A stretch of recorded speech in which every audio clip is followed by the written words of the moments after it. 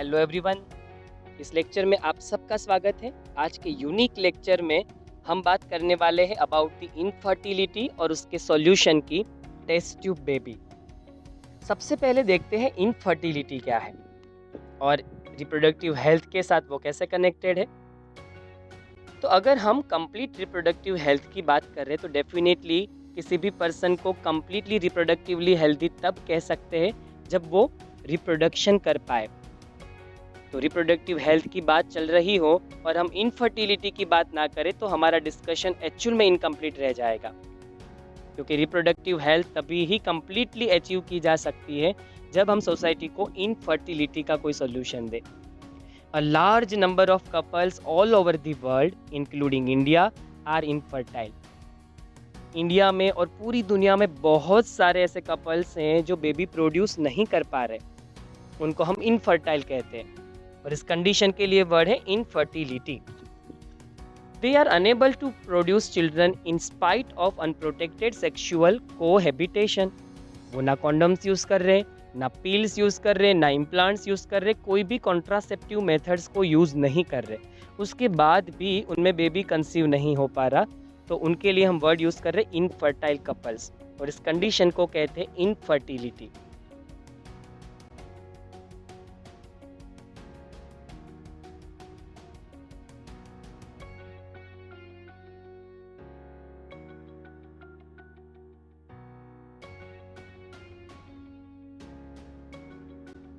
Causes of infertility, reasons behind the infertility। सबसे पहला है फिजिकल। टेस्टिस में एक्सीडेंट के वक्त ट्रॉमा हो जाए, इंजरी हो जाए, ओवरी में अगर इंजरी हो जाती है तो ऐसे केसेस में इनफर्टिलिटी हो सकती है। कंजेनाइटल कोजेस में आप ये कह सकते हैं कि टेस्टिस और ओवरी एम्ब्रियोलॉजिकल डेवलपमेंट के वक्त ही प्रॉपरली डेवलप नहीं हो पाई थी और रिप्रोडक्टिव एज में जब बेबी पहुंचा तब वो प्रॉपर डेवलप्ड ही नहीं थी, जिससे ओवम और स्पर्म प्रोडक्शन शुरू कर सके। डिजीजेस, बेबी के बर्थ के बाद अगर उनको जेनाइटल ऑर्गन्स में कुछ डिजीजेस होते हैं जिनकी वजह से अगर जेनाइटल ऑर्गन्स का ग्रोथ रुक जाता है, वो मैच्योर नहीं हो पाते, तो इनफर्टिलिटी हो सकती है। ड्रग्स एडिक्शन इनफर्टिलिटी के टूवर्ड्स लीड कर सकता है। ड्रग्स लेने से स्पर्म काउंट डाउन हो सकते हैं, मेंस्ट्रुअल साइकिल इम्पेड हो सकती है, इम्बैलेंस हो सकती है। इम्यूनोलॉजिकल कोज के अंदर हम बात करेंगे। कई बार ऐसा होता है कि सेल्फ एंड नॉन सेल्फ का डिफरेंस बॉडी भूल जाती है, हमारी ही बॉडी के एंटीबॉडी हमारे ही ऑर्गन्स के ऊपर अटैक कर देते हैं। ऐसे केसेस में ऑर्गन्स को डैमेज होता है।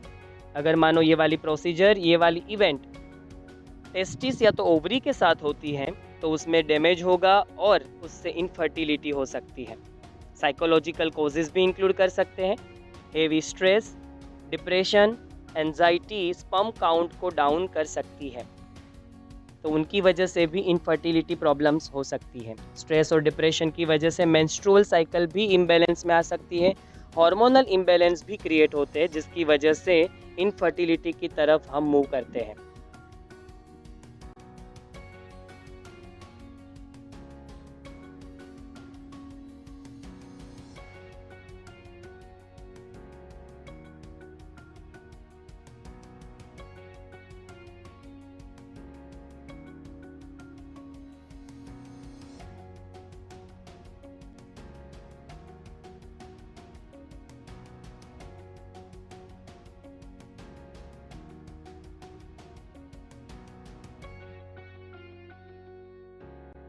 सॉल्यूशन ऑफ इनफर्टिलिटी, ट्रीटमेंट क्या हो सकती है, सॉल्यूशन क्या हो सकता है। In India often the female is blamed for the couple being childless. हम सब जानते हैं इंडिया में ये बहुत कॉमन है, जब रिप्रोडक्शन नहीं हो पाता, जब बेबी कंसीव नहीं होता, जब प्रेगनेंसी नहीं रह पाती, तब मोस्टली फीमेल को ही ब्लेम किया जाता है। But more often than not the problem lies in the male partner. कहते हैं कि मेजोरिटी केसेस में प्रॉब्लम्स मेल पार्टनर में होती है। Specialised health care units, infertility clinics जिसको कहते हैं, could help in diagnosis and corrective treatment of some of these disorders and enable these couples to have children। इनके सॉल्यूशंस के लिए इनफर्टिलिटी क्लिनिक से, जहाँ प्रोफेशनल्स हैं जो उनकी प्रॉब्लम्स को डायग्नोस करते हैं, उनकी करेक्ट ट्रीटमेंट करते हैं, और कहीं ना कहीं उनको बेबी कंसीव करने के लिए हेल्प करते हैं, उनको अनेबल बनाते हैं।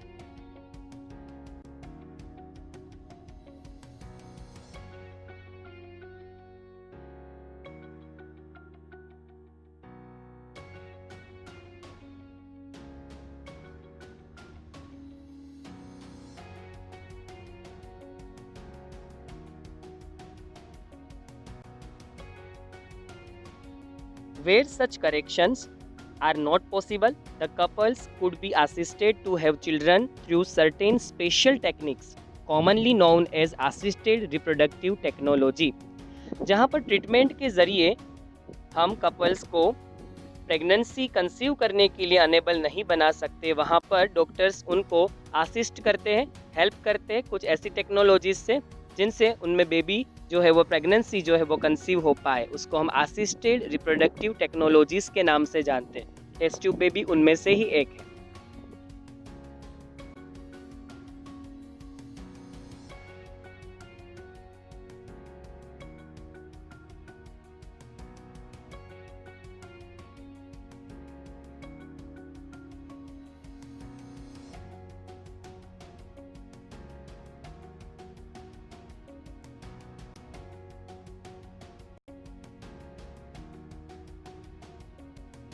ART में क्या क्या इंक्लूड होता है?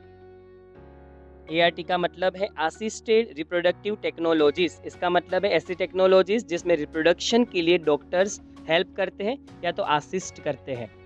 तो इसमें सबसे पहला ग्रुप है in vitro fertilisation. In vitro का मतलब होगा बॉडी के outside, fertilisation outside the body in almost similar conditions as that in the body. Fertilisation body के बाहर करवाया जाता है। स्पर्म एंड ओवम को बॉडी के बाहर टेस्ट ट्यूब में फ्यूज करवाया जाता है, इस वजह से इसको टेस्ट ट्यूब बेबी के नाम से भी जाना जाता है। In vitro fertilisation is known as test tube baby also. जहाँ जैसी कंडीशन हमारी बॉडी के अंदर होती है वैसी ही कंडीशन हम फॉर्म करते हैं आउटसाइड ऑफ द बॉडी, पर फर्टिलाइजेशन बॉडी में नहीं होता, आउटसाइड ऑफ द बॉडी होता है।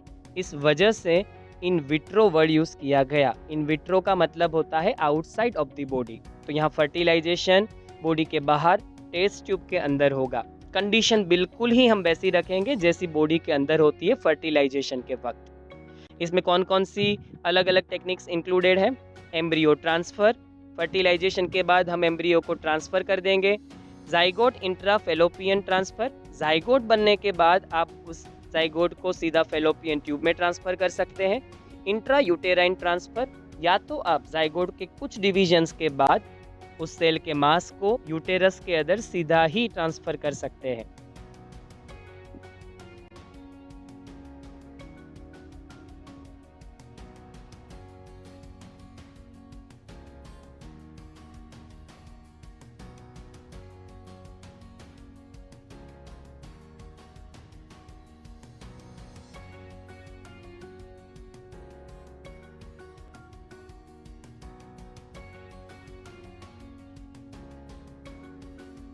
ART के अंदर एक और ग्रुप भी इंक्लूड किया गया है, उसका नाम है इन विवो फर्टिलाइजेशन, जिसका मतलब है हम फ्यूजन स्पर्म एंड ओवम का बॉडी के अंदर ही करवाएंगे। इस प्रोसीजर के अंदर sperm and ovum female body के अंदर ही फ्यूज़ होते हैं, मतलब fertilisation within the female body होगा। इसमें क्या क्या इंक्लूडेड है? गेमेट इंट्रा फेलोपियन ट्रांसफ़र, मतलब गेमेट्स को फेलोपियन ट्यूब में ट्रांसफ़र कर दिया जाए। आप स्पर्म को फेलोपियन ट्यूब में ट्रांसफ़र कर सकते हैं, बाद में वो फ्यूज़ हो जाएगा ओवम के साथ। इंट्रासाइटोप्लाज्मिक स्पर्म इंजेक्शन, जिसके अंदर हम स्पर्म सेल को सीधा ही ओवम के अंदर इंजेक्ट कर देते हैं। आर्टिफिशियल इंसेमिनेशन, जिसमें आर्टिफिशियली इंजेक्शन के थ्रू डॉक्टर सीमेन का भरा हुआ इंजेक्शन फीमेल की वजाइना में इंजेक्ट करता है या तो फिर यूटेरस में इंजेक्ट करता है। अगर वो यूटेरस में इंजेक्ट करता है तो उसका नाम होगा इंट्रा यूटेराइन इंसेमिनेशन।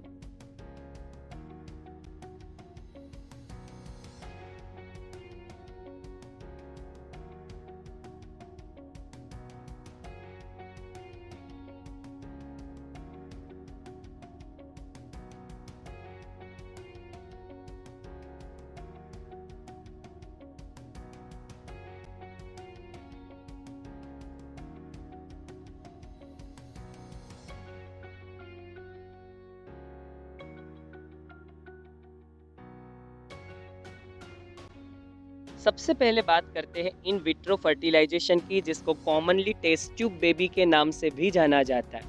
हम सब जानते हैं इन विट्रो फर्टिलाइजेशन में फर्टिलाइजेशन बॉडी के बाहर होता है। मेल एंड फीमेल गैमेट मतलब कि ovum and sperm test tube में फ्यूज होते हैं। फिर बनता है एम्ब्रियो, एक सेल का मास जो बाद में डेवलप्ड होगा 9 मंथ के लिए, पर वो टेस्ट ट्यूब में डेवलप नहीं हो सकता। हम सब जानते हैं कि बेबी को नरिशमेंट देने का काम सिर्फ और सिर्फ मदर का वुम्ब ही कर सकता है, यूटेरस ही कर सकता है। इसलिए after the fertilisation, in vitro fertilisation, we have to transfer the embryo into the uterus, उसको कहते हैं embryo transfer. In this method, popularly known as test tube baby programs, ova from the wife or donor and sperm from the husband or donor are collected and are induced to form zygote under stimulated conditions in the laboratory. कई बार ऐसा होता है कि wife में ovum नहीं बन रहा होता, ऐसे केस में हमें कोई डोनर से ओवम रिसीव करना पड़ता है। कुछ केसेस में ऐसा भी होता है कि हस्बैंड में स्पर्म प्रोडक्शन हो ही नहीं रहा होता, तो ऐसे केसेस में हमें किसी डोनर से स्पर्म रिसीव करना पड़ता है। अगर दोनों में sperm and ovum production properly चल रहा है तो आप वाइफ और हस्बैंड का जो रिस्पेक्टिवली ओवम और स्पर्म है उसको कलेक्ट करिए। टेस्ट ट्यूब के अंदर हम ऐसी कंडीशन क्रिएट करेंगे जैसी कंडीशन फीमेल बॉडी में फर्टिलाइजेशन के वक्त होती है, और जाइगोट फॉर्म होगा टेस्ट ट्यूब के अंदर, लेबोरेटरी के अंदर। इस वजह से इस टेक्निक को टेस्ट ट्यूब बेबी नाम भी दिया गया है। विकी डोनर, आयुष्मान खुराना की ये मूवी आप सबने देखी होगी, जिसमें कहीं ना कहीं वो उन लोगों के लिए स्पर्म डोनेशन का काम करता था जिन वुमेन्स के हस्बैंड में स्पर्मेटोजेनेसिस या स्पर्म प्रोडक्शन नहीं हो रहा था।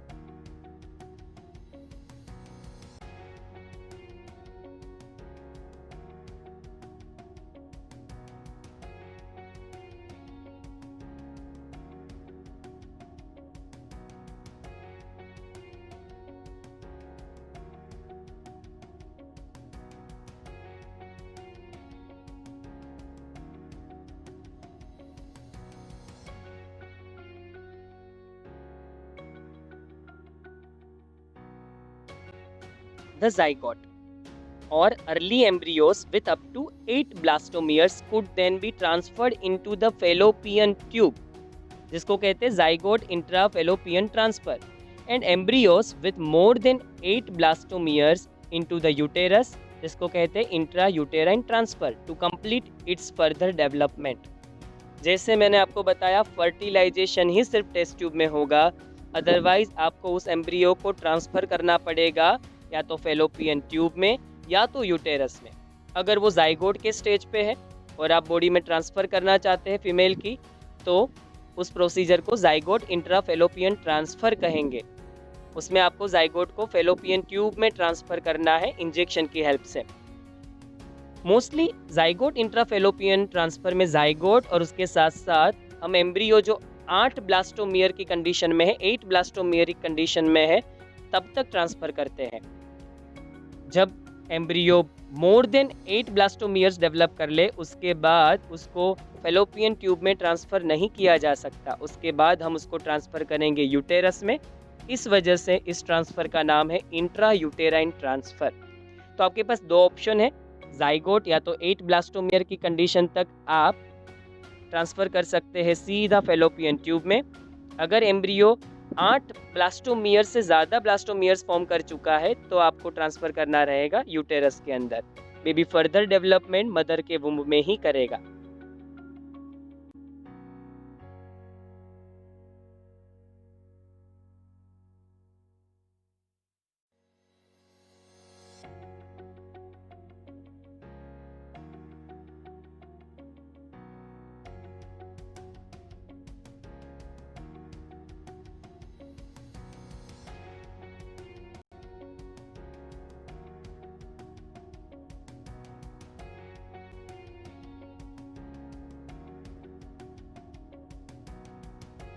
इन विवो फर्टिलाइजेशन की बात करते हैं अब।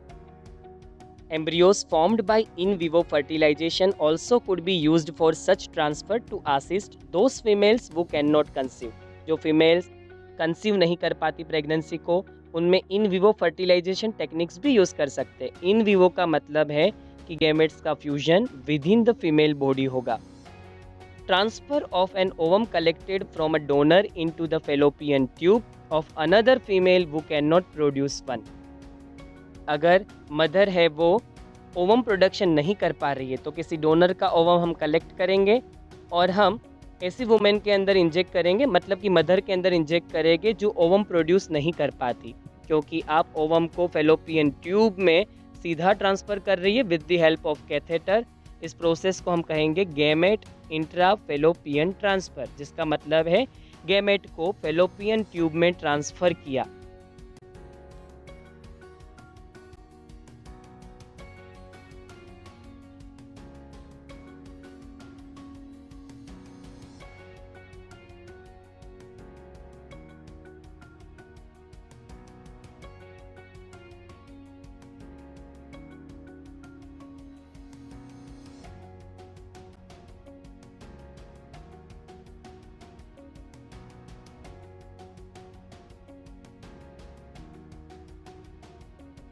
ओवम को फेलोपियन ट्यूब में ट्रांसफ़र करने का एक सबसे बड़ा फ़ायदा ये है कि आपको ओवम और स्पर्म को टेस्ट ट्यूब में फ्यूज़ नहीं करवाना पड़ेगा, टेस्ट ट्यूब बेबी प्रोसीजर नहीं करवानी पड़ेगी। आपने ओवम को फेलोपियन ट्यूब में रख दिया है तो नेचुरली ही स्पर्म फेलोपियन ट्यूब में से ओवम तक पहुंचेगा, फर्टिलाइजेशन भी नेचुरली होगा और आगे की सारी प्रोसीजर नेचुरली ही होगी। This can provide suitable environment for fertilization and further development is another method attempted. एक और टेक्निक है जिसको कहते हैं इंट्रासाइटोप्लाज्मिक स्पर्म इंजेक्शन, जिसमें हम स्पर्म सेल को सीधा इंजेक्ट करते हैं ओवम के साइटोप्लाज्म के अंदर। ये मीनिंग है ICSI का। कब किया जाता है? कुछ मेल के अंदर जब सीमेन में से डॉक्टर को स्पर्म सेल्स नहीं मिलते तब वो स्क्रोटम में कट रखते हैं और सेमिनिफेरस ट्यूब्यूल्स को चेक करते हैं, शायद उनको वहाँ से कुछ स्पर्म सेल्स मिल जाए। और होता भी ऐसा है, कई बार स्पर्म सेल्स वहाँ से मिल जाते हैं पर उनके नंबर्स बहुत ही कम होते हैं। ऐसे केसेस में हम बिल्कुल ही नहीं चाहते कि ये स्पर्म सेल्स वेस्ट हो जाए, तब हम जो भी स्पर्म सेल्स है उसमें से कोई एक स्पर्म सेल को कैरी करेंगे और उनको सीधा इंजेक्ट करेंगे ओवम के अंदर। उस टेक्निक को इंट्रासाइटोप्लाज्मिक स्पर्म इंजेक्शन कहते हैं। To form an embryo in the laboratory in which a sperm is directly injected into the ovum.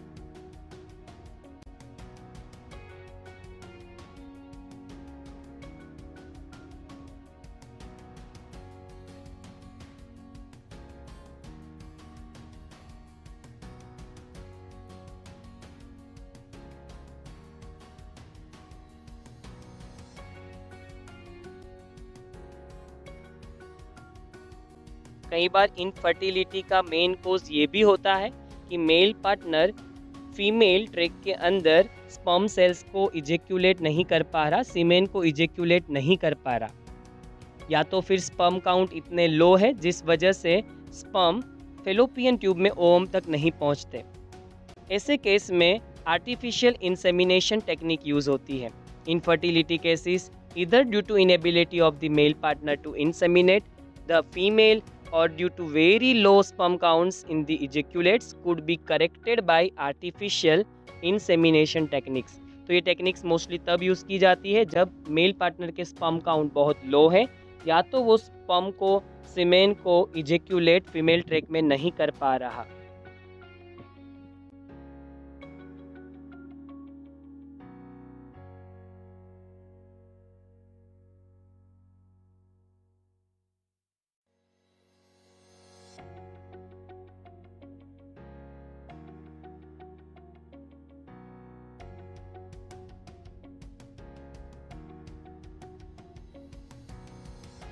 In this technique, the semen collected either from the husband or a healthy donor is artificially introduced either into the vagina or into the uterus of the female.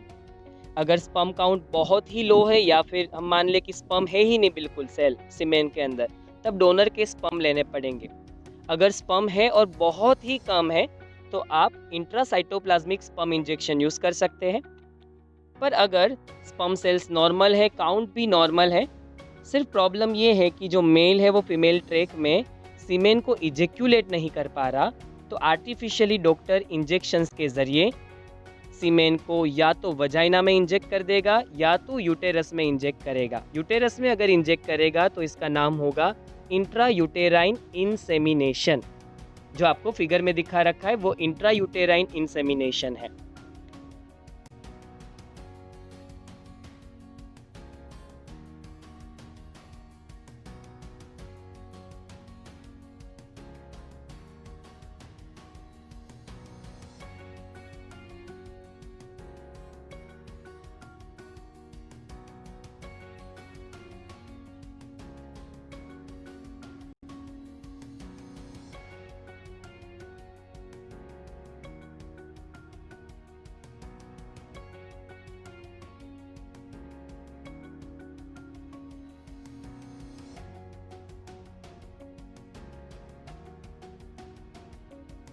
चलिए अब बात करते हैं ART के कुछ drawback की। तो options are many, बहुत सारे ऑप्शंस हैं हमारे पास। हमने देखे बहुत सारे ऑप्शंस अवेलेबल हैं इनफर्टिलिटी को क्योर करने के लिए। But all this techniques require extremely high precision handling by specialised professionals and expensive instrumentation. पहली चीज़ तो इसके लिए बहुत एक्सपर्टाइज प्रोफेशनल चाहिए और ये ट्रीटमेंट काफ़ी एक्सपेंसिव है क्योंकि इसमें एक्सपेंसिव इंस्ट्रूमेंटेशन यूज़ होता है। Therefore, these facilities are presently available only in very few centers in the country. बहुत कम सेंटर्स हैं इंडिया में जो इनफर्टिलिटी को क्योर करते हैं, या टेस्ट ट्यूब बेबी सेंटर्स जिसको हम कह सकते हैं। Their benefits is affordable to only a limited number of people. हर एक कपल फाइनेंशियली स्टेबल नहीं है कि ART को अफोर्ड कर सके या टेस्ट ट्यूब बेबी को अफोर्ड कर सके। करीबन 3 लाख के आसपास की ये ट्रीटमेंट है। जो फाइनेंशियली स्टेबल है ऐसे कपल्स के लिए ही ये अफोर्डेबल है। और इसमें और भी प्रॉब्लम्स है। Emotional, religious and social factors are also deterrent in the adoption of this methods. कुछ जो पेरेंट्स से, कुछ जो पर्सन से, कपल से, वो इन मेथड्स को इसलिए नहीं यूज़ कर पाते या अडॉप्ट कर पाते क्योंकि कहीं ना कहीं रिलीजियस, इमोशनल और सोशल फैक्टर्स भी उनको अफेक्ट करते हैं। जो मेल पार्टनर स्पर्म प्रोड्यूस नहीं कर सकता और उन्होंने अगर स्पर्म को डोनर से लिया हुआ है तो उसके दिमाग में कहीं ना कहीं एक क्वेश्चन हर वक्त रहेगा कि ये बेबी में मेरे जीन्स नहीं है। सेम ऐसी चीज़ ओवम के साथ भी हो सकती है। और आप सब जानते हैं कि गैमेट्स के ज़रिए ही जीन्स बेबी के अंदर आते हैं और फीचर्स भी वही डेवलप होते हैं जो ओवम या तो स्पर्म कैरी करता है। रिलीजियस बिलीफ के हिसाब से मैं आपको बताऊँ तो कहीं ना कहीं एक प्रॉब्लम लोगों को ये रहता है कि इनफर्टिलिटी प्रॉब्लम्स जनरली उन पेरेंट्स को नेचर देती है जिन्होंने बहुत बड़े कोई नेगेटिव कर्म कर रखे हो अपनी पास्ट लाइफ में। तो अगर लिटरेचर को फॉलो करें तो इनका मानना है कि इनफर्टिलिटी एक श्राप है, एक कर्स है। कहीं ना कहीं वो गलत जो हमने काम कर रखे थे उसका भुगतान करने के लिए, उसको भुगतने के लिए हमें नेचर ने इस लाइफ के अंदर इनफर्टिलिटी दी है।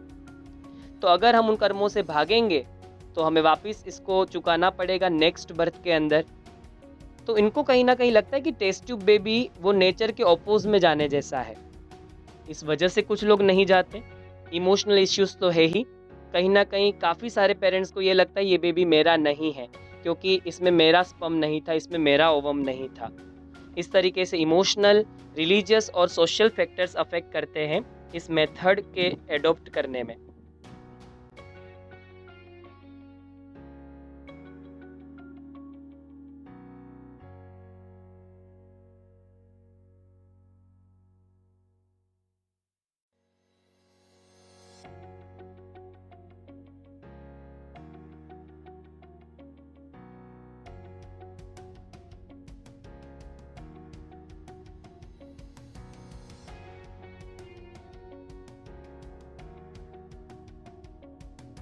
काफ़ी ऐसे पेरेंट्स हैं जिन्होंने ART के ऑप्शंस में इनफर्टिलिटी के सॉल्यूशन के फॉर्म में एडॉप्शन को पसंद किया है।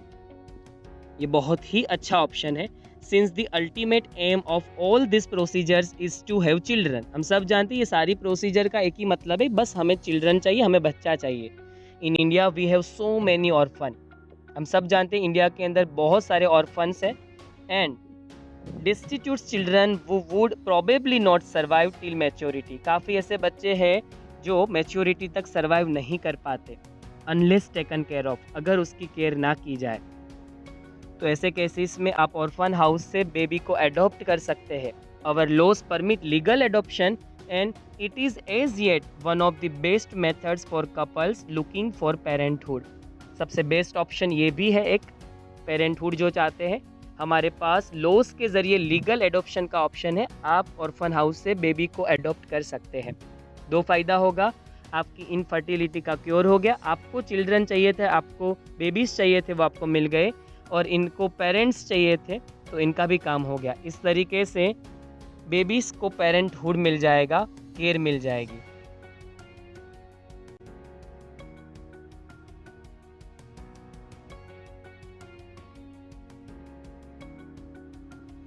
और इसी के साथ ये चैप्टर यहीं पे ख़त्म होता है। अगले लेक्चर में मिलेंगे एक नए चैप्टर के साथ।